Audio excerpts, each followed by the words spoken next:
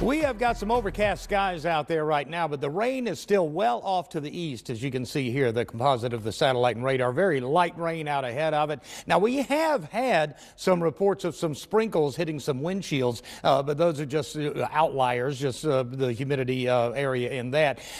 We have had quite a bit of dry weather here recently, so even if you see it appearing on radar, it's not necessarily hitting the ground at that point, but it's going to saturate the air, and eventually it is going to start falling. You can see some of the heavier rains that are falling, those bands of rain. That's one of the signatures of a tropical system. And there's where it is, right off the coast of South Carolina and North Carolina. It is expected to make landfall north of Wilmington at some point tomorrow. But right now, here's what we're looking at. We've got winds gusting to 85 miles per hour, but the maximum sustained winds at 70 miles per hour. That's keeping it as a tropical storm. Once it gets up to around 74 miles per hour, that's when it would become a hurricane. Don't think it's going to have time for that to happen before it makes landfall there. Again, that's going to be north of Wilmington, but you can see this red area here. That is the entire area where we're looking at tropical storm warnings. Most of that going right up Interstate 95 on over to the coast. For us, we are not under any of those kind of watches or warnings at this point.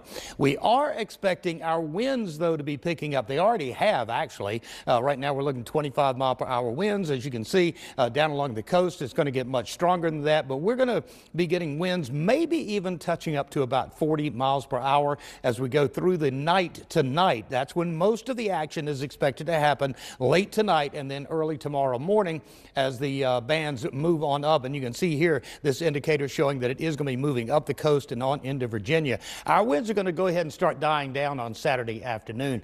As far as the rainfall is concerned, we're at a marginal risk of seeing a little more rain than what our drains can handle at this point. Of course, it's going to be much worse than that as you get along the I-95 corridor and then right along the coast. That's where we're expecting some of the strongest there. By Saturday, all of that has moved on up to the north and to the northeast as we go along.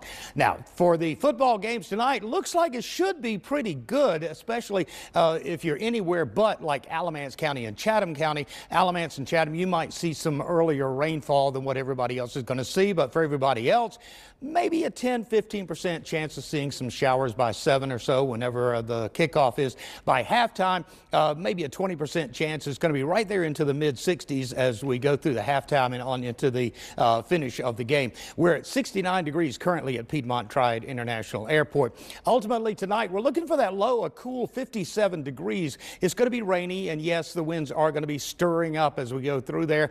Over tomorrow, by tomorrow, we're only looking at a high temperature right there in the 60s. Part of that is because of the overcast skies. Part of that is because of the rain, but those temperatures are not going to be getting out of the mid 60s. Then for Sunday and Monday, we start getting back up into the warmer temperatures, 75 to 78. A break in the rain probably Sunday afternoon and on through Monday, looking like a beautiful day.